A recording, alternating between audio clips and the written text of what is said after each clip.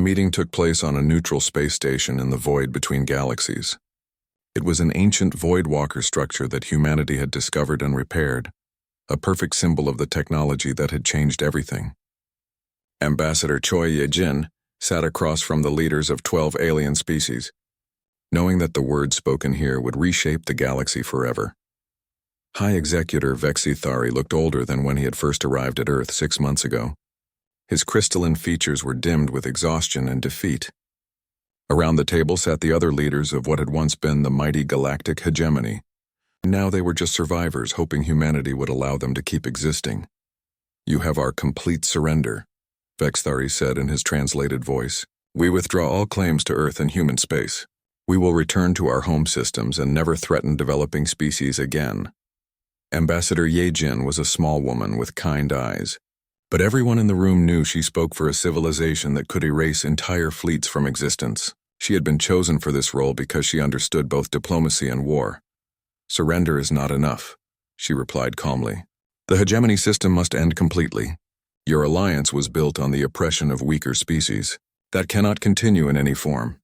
Counselor Thex Mari of the Rillan spoke up. "What you ask is impossible. Our economies, our governments, our entire way of life is built around the hegemony structure. If we dissolve it completely, chaos will follow. Then you will learn to build something better," Ye-jin answered. "Just as the species you conquered had to learn to live under your rule." Admiral Zektar leaned forward. "And if we refuse? If some of our species choose to continue the old ways?" Fleet Admiral Song Tae-min appeared on the holographic display, speaking from his flagship somewhere in dark space. He was the new commander of humanity's galactic forces, chosen for his understanding of both warfare and peace. "Then you will face the consequences," Song said simply. "We have monitoring stations throughout your former territory. We know the location of every ship, every base, every government facility. Any species that tries to rebuild the hegemony or threaten developing worlds will be stopped." This was not an empty threat. Over the past 3 months, humanity had established a network of hidden bases throughout what had been hegemony space. Black ships patrolled trade routes and monitored communications. The former empire was now under human protection, whether they liked it or not. Dr. Park Soo-jin watched the negotiations from her laboratory on Earth. She was working on the next generation of Void Walker technology, but her mind was on the bigger picture. Humanity had won the war, but winning the peace would be much harder. "Director Kim Bo-ram, what's the status of the Dimensional Research Program?" she asked her assistant. Director Kim Bo-ram had taken over much of the day-to-day research since Soo-jin became humanity's chief science advisor. She was young but brilliant, with ideas that pushed even Void Walker technology into new territory. "We've made contact with 2 more ancient civilizations," Bo-ram reported. "Their ships are scattered throughout this galaxy and the next. Each one left knowledge for species like us to find." "Species like us? Species that choose to protect rather than conquer," Bo-ram explained. "The data crystals we found all contain the same message.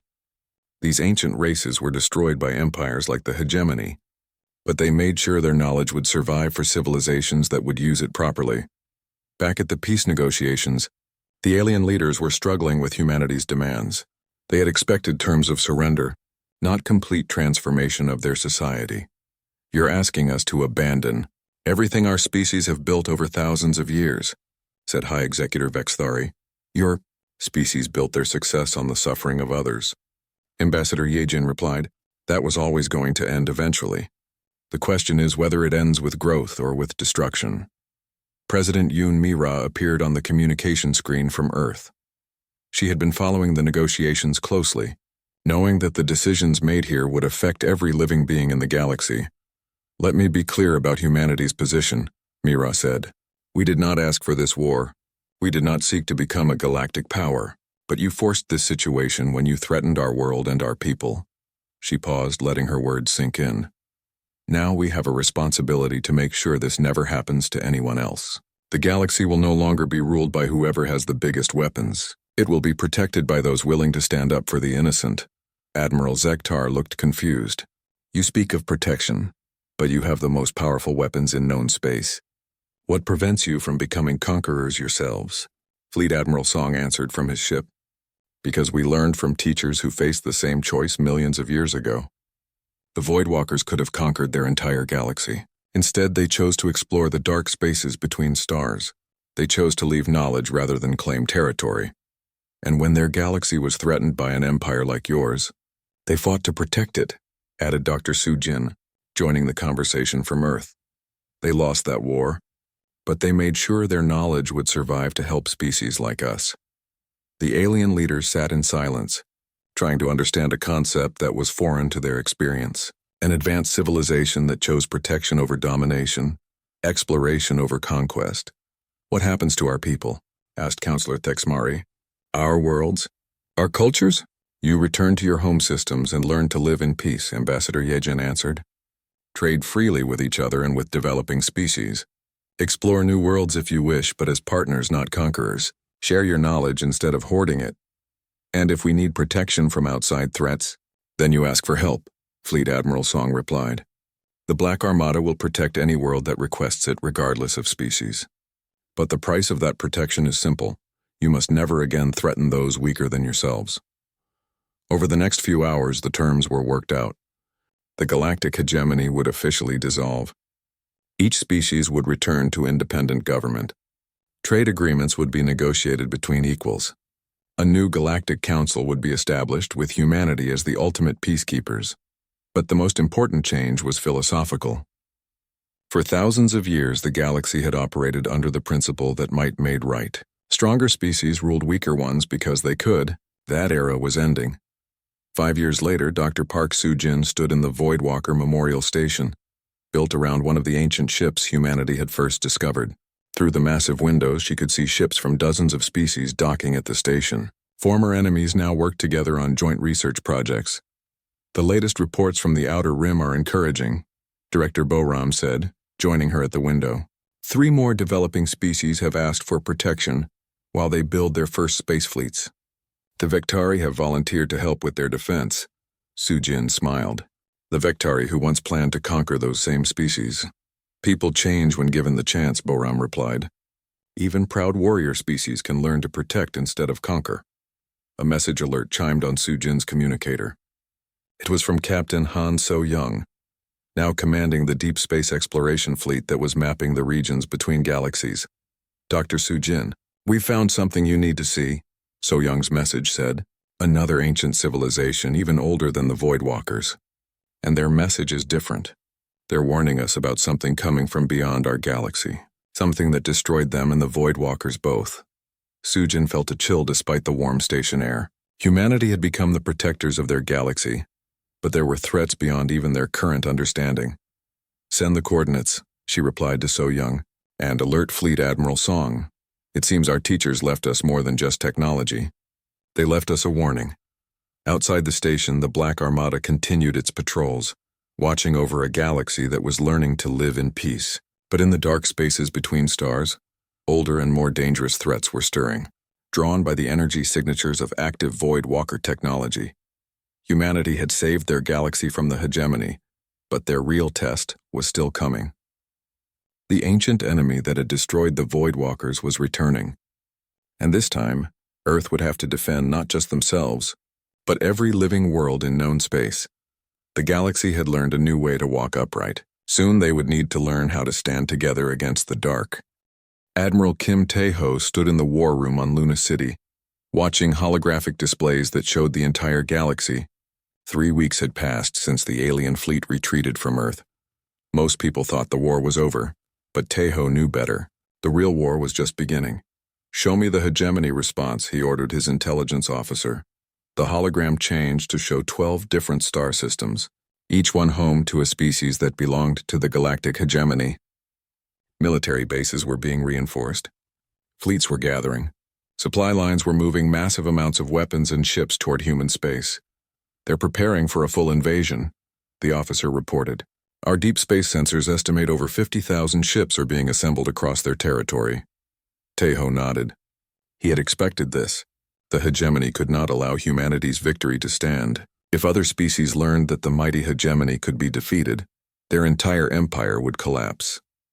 Then we don't wait for them to come to us, Tae-ho decided. Send word to Captain Yu Sung-ho. Tell him Operation Deep Strike is approved. Captain Yu Sung-ho received the message aboard his ship, Guangzhou's Whisper, as it drifted in the empty space between star systems. Around him, 50 other black ships waited in the darkness, invisible to any sensor the hegemony possessed.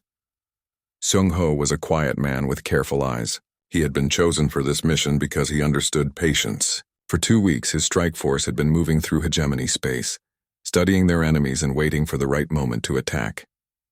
Navigation. Set course for the Vectari home system, he ordered. It's time to show them that nowhere in their empire is safe. Lieutenant Shin Hee-jin, who had been promoted and transferred to Deep Strike Command, worked at her station. Sir, our intelligence reports indicate the Vectari have the largest shipyard in hegemony space. If we destroy it, we can cripple their ship production. Good, Seung-ho replied. But we're not just going to destroy their shipyard. We're going to make them understand that their entire way of thinking about war is wrong. The Vectari were one of the founding species of the hegemony. They were proud warriors who had conquered dozens of worlds before joining the Galactic Alliance.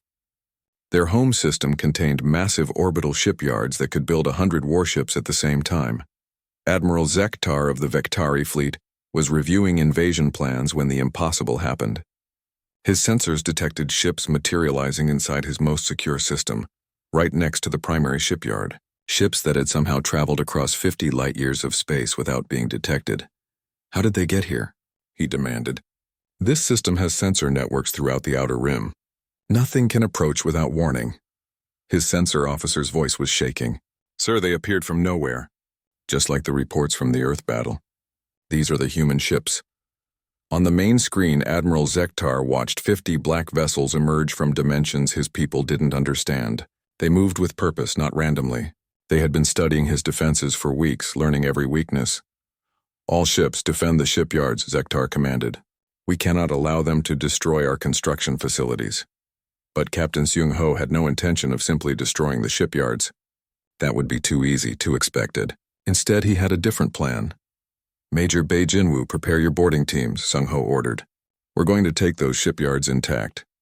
Major Bei Jinwoo had trained his soldiers for a type of warfare that had never existed before. Using portable dark matter generators, his troops could phase through solid walls and appear inside enemy ships. They could board vessels that thought they were completely protected. Teams Alpha through Delta, prepare for dimensional insertion, Bei commanded. Remember, we want prisoners and information, not just destruction. The Vectari watched in horror as human soldiers simply walked through the hulls of their ships like ghosts passing through walls. Security doors meant nothing.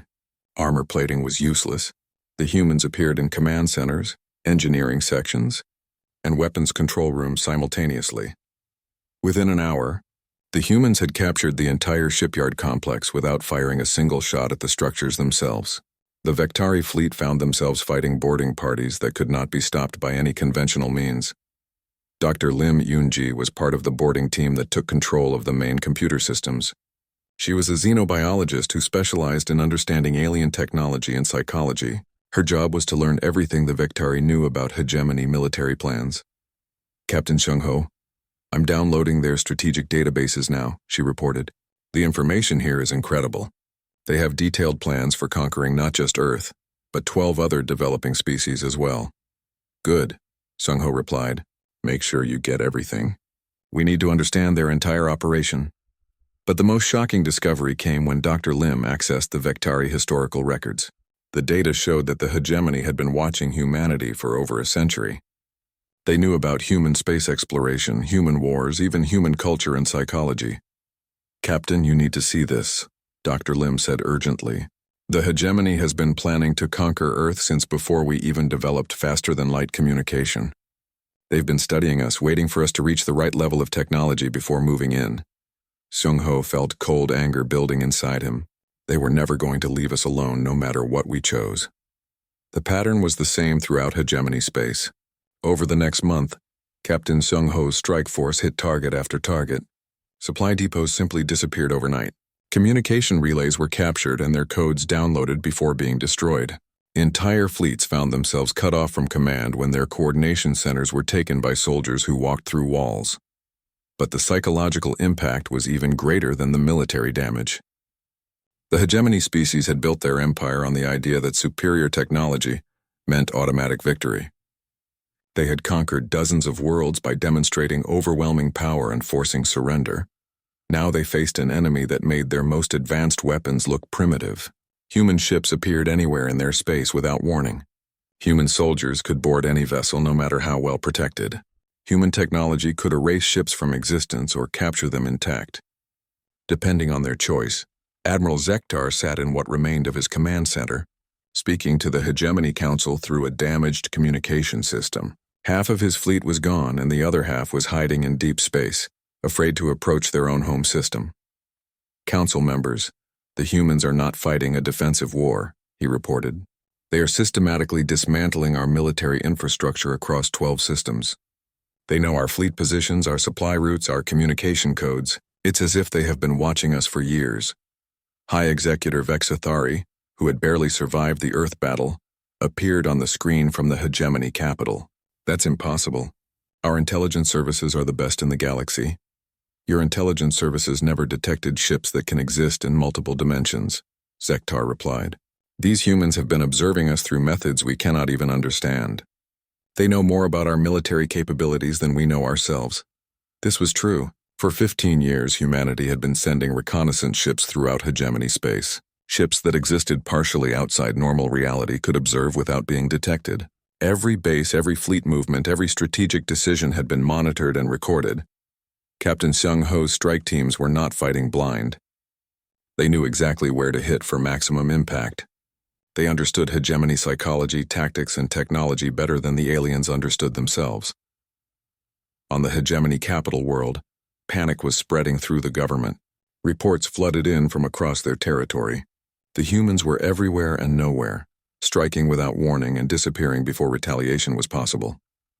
We need to negotiate, said Councillor Thexmari of the Rillan species.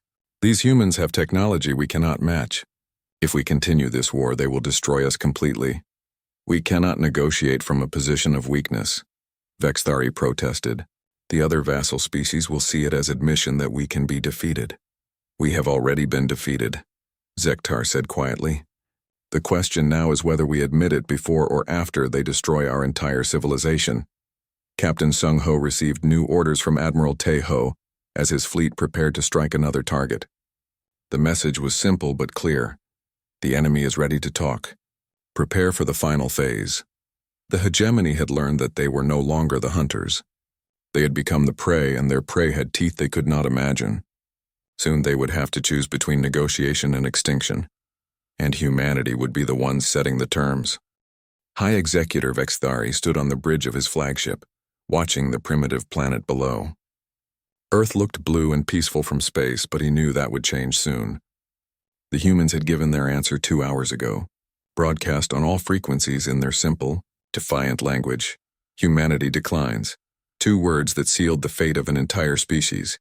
Begin the bombardment, Vexathari commanded. His voice echoed through the crystalline corridors of the ship. Around Earth's orbit, hundreds of hegemony vessels began to glow with deadly energy. Start with their major cities. Make it quick. But as the alien ships powered their weapons, something impossible began to happen. The stars started to disappear. Commander Park Jae-sung felt the familiar sensation of reality bending around him as his ship, Soul's Shadow, phased into normal space. Through the dark metal hull of his black ship, he could sense the locations of his entire fleet. 4,000 vessels materializing from dimensions the aliens didn't even know existed. All ships report ready, said Lieutenant Shin Hye-jin from her navigation station. She was young but had trained for this moment for 5 years. Her fingers danced over controls that manipulated dark matter itself. The enemy fleet is exactly where our sensors predicted. Jae-sung nodded. Through his ship's advanced sensors, he could see the alien vessels charging their weapons to attack Earth. They looked like floating crystals of blue light, beautiful but deadly. There were about 800 of them in Earth's immediate vicinity. Signal Admiral Kang, Jae-sung ordered. Tell him the Black Armada is in position, awaiting his command to engage. Admiral Kang Woo-jin received the message aboard his command ship, Incheon's Fury, hidden in the shadow of Earth's moon. He was an old man who had spent 40 years in space, but he had never seen anything like what was about to happen. All fleet commanders, this is Admiral Kang. He spoke into his communicator. You know what these aliens did to Mars' moon. You know what they plan to do to our home? Today we show them that humanity does not kneel. Today we show them the price of threatening Earth. He paused, thinking of his daughter and grandchildren on the planet below. All ships, engage the enemy. Show them the power of the Voidwalkers. Show them the fury of humanity.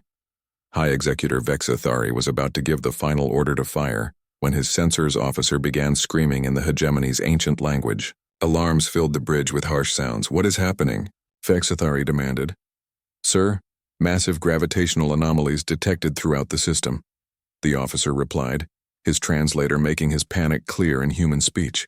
"Something is tearing holes in space itself. I count thousands of objects materializing from unknown dimensions." On the main screen, Vexathari watched in horror as the darkness around his fleet began to take shape. Black ships emerged from nothingness, appearing between and around his vessels like predators surrounding prey. They didn't reflect light at all, making them look like holes cut out of reality itself. "Impossible," he whispered.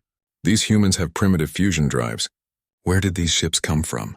His answer came in the form of weapons fire unlike anything in hegemony records. Dark beams of energy struck his ships, and instead of exploding, the targeted vessels simply ceased to exist. Not destroyed, not damaged, completely erased from reality as if they had never been there. Commander Jae-sung watched his weapons officer, a calm woman named Kim Yu-jin, coordinate the attack. "Target their command ships first," he ordered. "Make them unable to coordinate their response." "Yes, sir," Yu-jin replied. Her hands moved over the dark matter targeting systems. Soul's Shadow firing main cannon. The beam that emerged from their ship was invisible to normal eyes, but it struck a hegemony battleship and removed it from existence instantly. Around them, hundreds of other black ships were doing the same thing. Lieutenant Shin Hye-jin monitored the battle from her station. "Sir, the enemy is trying to return fire, but their energy weapons are passing right through our ships." This was the true advantage of Voidwalker technology. When a black ship was partially phased out of normal space, physical attacks could not touch it. The aliens' energy weapons were designed to destroy matter, but they could not affect ships that existed in multiple dimensions at once. "Phase us back to full reality," Jae-sung ordered. "Let them see us clearly, then disappear again. We want them to understand what they're fighting." Soul's Shadow became fully visible for a moment, its black hull seeming to absorb the light from nearby explosions. The alien ships focused their fire on it, but Shin Hye-jin had already begun the phase shift. The enemy weapons struck empty space as the ship vanished again. High Executor Vexathari could not believe what he was seeing. Half of his fleet was already gone, simply erased by weapons that should not exist. His remaining ships were firing wildly at targets that appeared and disappeared like ghosts. "Retreat," he commanded. "Signal all ships to retreat immediately. We cannot fight enemies we cannot hit." But even retreat was not possible. Admiral Kang had positioned his forces in a perfect sphere around the alien fleet. Every direction the hegemony ships tried to flee, they found more black ships waiting for them. Captain Han So-young piloted her fighter, Busan's Blade, through the middle of the alien formation. Her ship was small and fast, designed for close combat. She materialized right next to a hegemony cruiser and fired her weapons into its hull before phasing out again. "This is Busan's Blade," she reported to the fleet. "Enemy ships appear to have no defense against dimensional warfare. They cannot adapt to our attack patterns." The battle was turning into a massacre, but not the massacre the aliens had planned. Instead of glassing Earth cities, they were being systematically destroyed by an enemy they could not understand. Admiral Kang watched the tactical display from his command ship. Red dots representing alien vessels were disappearing faster than his computers could count. In 30 minutes, the hegemony had lost over 600 ships. The Black Armada had lost none. "Signal the remaining alien ships," Kang ordered. "Tell them they have one chance to surrender." High Executor Vexathari received the message with shaking hands. Of his original fleet of 800 vessels, only 150 remained. The humans had somehow developed technology that made his ships look like ancient relics. "This is impossible," he said again. "Our intelligence said they had primitive chemical rockets and simple nuclear weapons." His communications officer looked terrified. "Sir, the human admiral is speaking to us directly." Admiral Kang's voice filled the alien bridge. "High Executor Vexathari, this is Admiral Kang Woo-jin of the Earth Defense Force. You came to our system demanding submission. You demonstrated your power by destroying our moon. Now we demonstrate ours. What do you want?" Vexathari asked. Take your remaining ships and leave our system, Kang replied. Return to your hegemony masters and tell them what happened here. Tell them that humanity has chosen to stand, and we have the power to back up that choice. You cannot have developed this technology on your own, Bexthari protested. No species advances this quickly. We had teachers, Kang said simply. Very old teachers who left us their knowledge. Teachers who faced bullies like you millions of years ago. Bexthari looked at his tactical display. The remaining human ships were holding their positions, weapons powered but not firing. They were giving him a chance to leave with some dignity. This is not over, he said.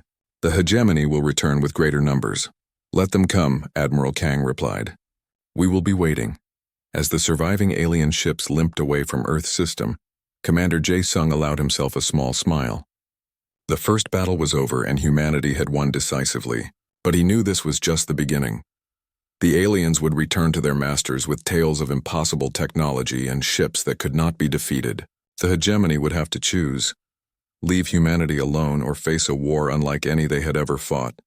Either way, Earth would never kneel. Dr. Park Soo-jin stood in the secret meeting room deep inside Ceres Station. Around the table sat the most important people in the solar system, but none of them were on Earth. Admiral Tae-ho appeared on the main screen, his image transmitted through quantum channels that the aliens could not detect. President Mira was there too, her face showing the stress of the past 12 hours. What I'm about to show you will sound impossible, Soo-jin began. She pressed a button and the lights dimmed. A hologram appeared in the center of the table. It showed a massive ship, black as space itself with strange curves and angles that hurt to look at. 15 years ago, our deep space probes found something in the void between galaxies. Soo-jin continued. Not one ship, but hundreds of them. They were ancient, maybe millions of years old. The species that built them called themselves the Void Walkers. President Mira leaned forward. You never told me about this part. Because we weren't sure it was real until 5 years ago, Admiral Tae-ho said from the screen. The ships were so advanced that our scientists couldn't understand them at first, but slowly we began to learn. Soo-jin changed the hologram. Now it showed strange equations and energy readings. The Voidwalkers didn't just travel through space. They traveled through dark matter itself. They could make their ships exist partially outside normal reality. To any enemy, they would appear and disappear like ghosts. Engineer Choi Min-ho spoke up from his seat. He was a big man with rough hands from working in space stations for 20 years. We've been reverse engineering their technology in secret facilities all over the asteroid belt. The work has taken everything we have. Money, resources, our best scientists. But we did it. The hologram changed again. This time it showed a human ship, but it looked nothing like the white and silver vessels of Earth's normal fleet. This ship was completely black and it seemed to absorb light rather than reflect it. We call them the black ships, Soo-jin explained. They use dark matter cores for power, just like the Voidwalker ships. But we made them better, faster, more deadly. President Mira stared at the image. How many? The first squadron has 12 ships, Min-ho answered. But we've been building more in hidden shipyards throughout the outer system. Much more. Captain Han So-young had been quiet until now. She was a small woman with calm eyes, but everyone in the room knew she was the best pilot humanity had ever produced. I've flown these ships, Madam President. They don't move like normal spacecraft.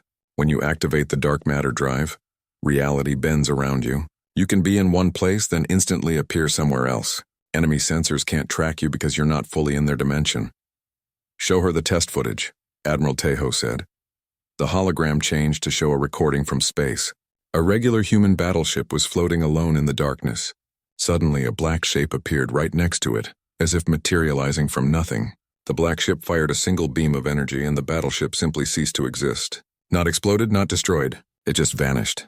That battleship was one of our old decommissioned vessels, So-young explained. We used it for target practice. The dark matter weapons don't just destroy the target. They erase it from reality. President Mira felt her mouth go dry. How is this possible? How did we develop technology like this without anyone knowing? Because we had help, Soo-jin said quietly. When we found the Voidwalker ships, we also found something else. Data crystals. Information stored in ways we're still learning to understand. The Voidwalkers left us instructions, almost like they wanted someone to find their technology. Min-ho nodded. They weren't just explorers. They were running from something. Something that destroyed their home galaxy millions of years ago. Before they disappeared, they scattered their ships and their knowledge, hoping other species would find them and be ready when the time came. Ready for what? Mira asked. For species like the Galactic Hegemony, Admiral Tejo answered. Bullies who use superior technology to enslave weaker civilizations. The Voidwalkers faced the same thing in their time. They lost, but they made sure their knowledge would survive. The room was silent for a moment. Then President Mira spoke again. You said the first squadron has 12 ships. How many do we actually have? Sujin and Minho looked at each other. Then Sujin smiled for the first time since the meeting began. Show her the real number, Tejo said from the screen. The hologram changed to show a star map of the solar system. Suddenly, thousands of red dots appeared. They were everywhere. Around every asteroid, near every space station, hidden in the shadows of every moon. We have been building for 15 years, Minho said. Every mining operation, every research station, every orbital factory has been secretly producing components.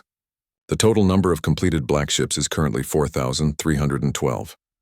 President Mira's eyes went wide. 4,000? But that's impossible. How could we hide that many ships? Because they're not all ships in the way you think of them, So Young explained.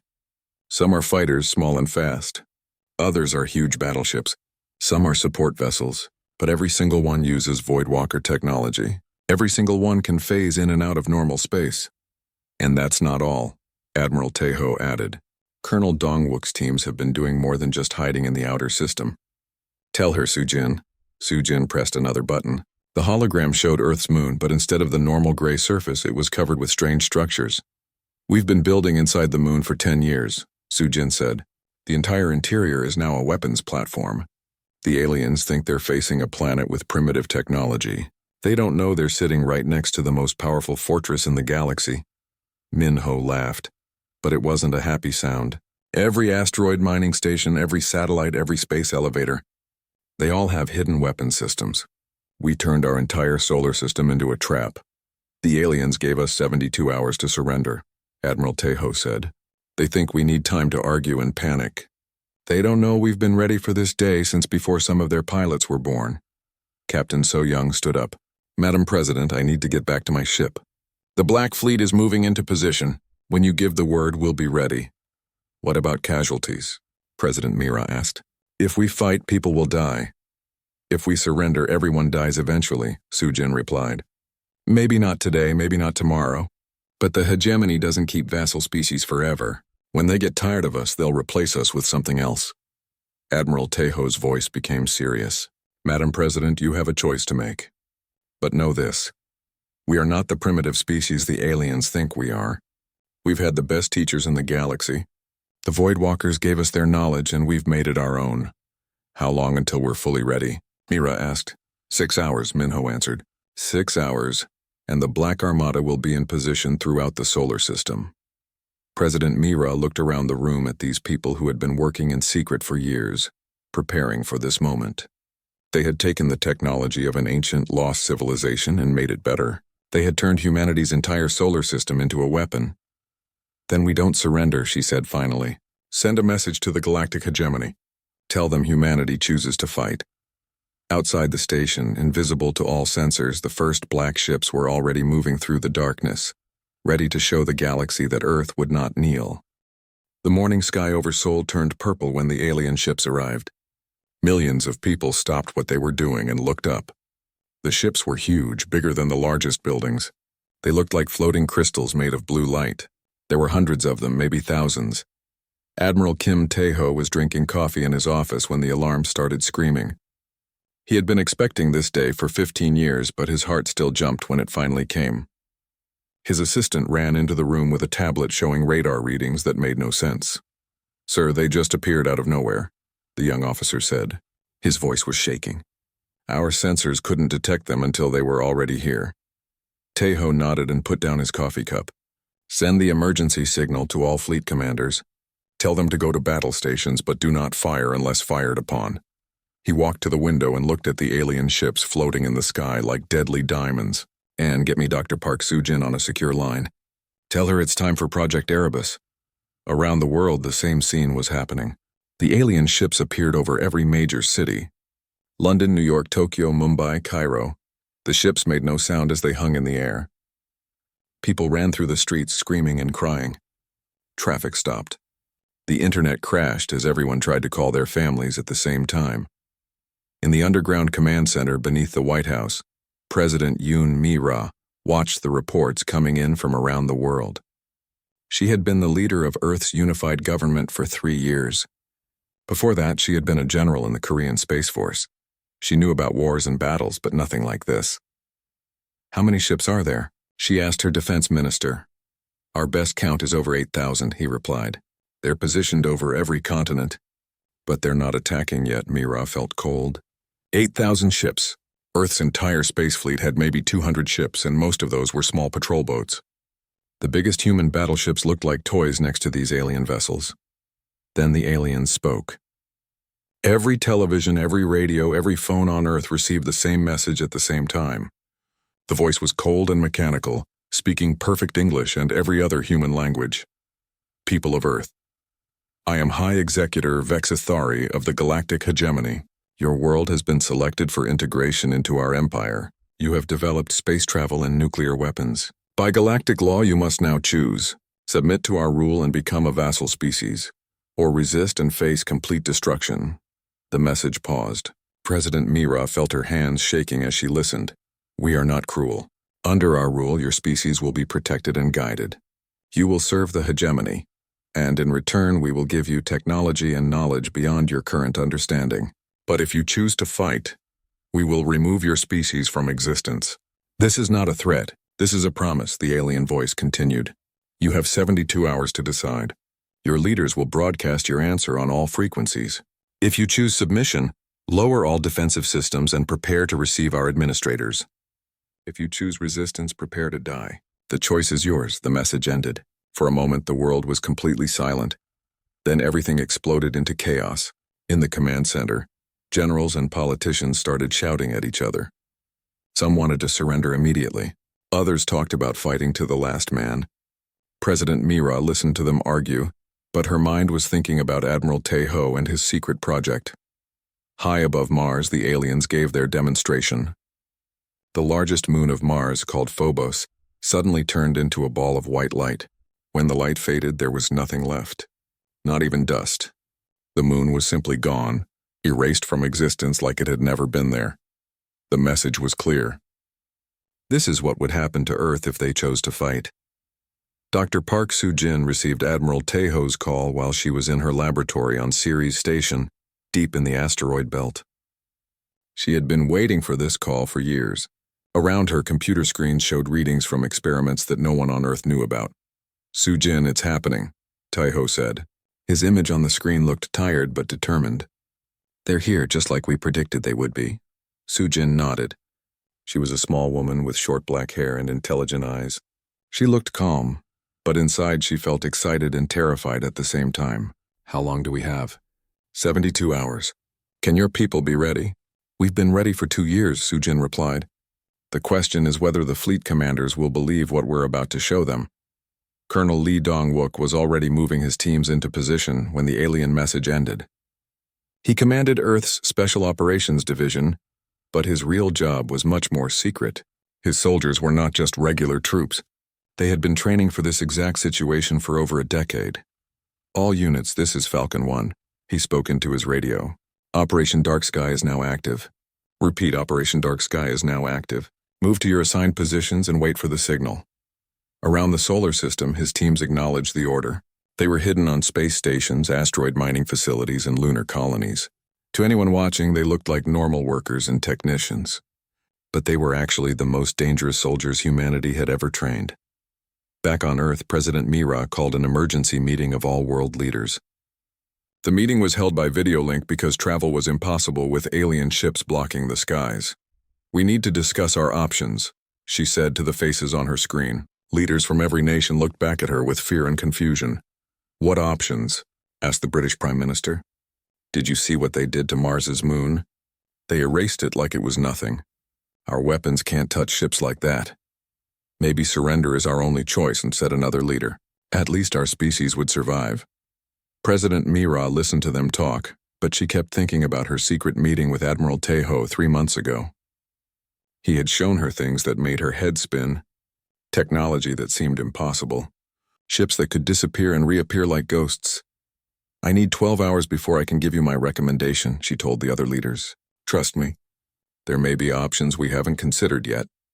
After the meeting ended, Mira sat alone in her office. Outside, she could see one of the alien ships hanging in the sky like a blue star. It was beautiful and terrible at the same time. She picked up her secure phone and called Admiral Tejo. "Tejo, I need to know everything. Right now.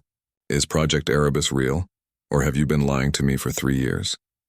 The Admiral's voice was steady when he answered. "It's real, Madam President, and it's bigger than you can imagine. We're not as helpless as the aliens think we are." "Then show me," Mira said. "Show me everything.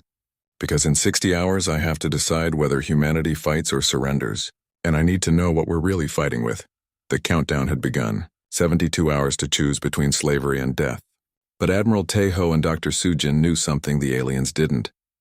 Humanity had a third option, one that would change everything. The aliens thought they were facing a primitive species with simple weapons. They were about to learn how wrong they were.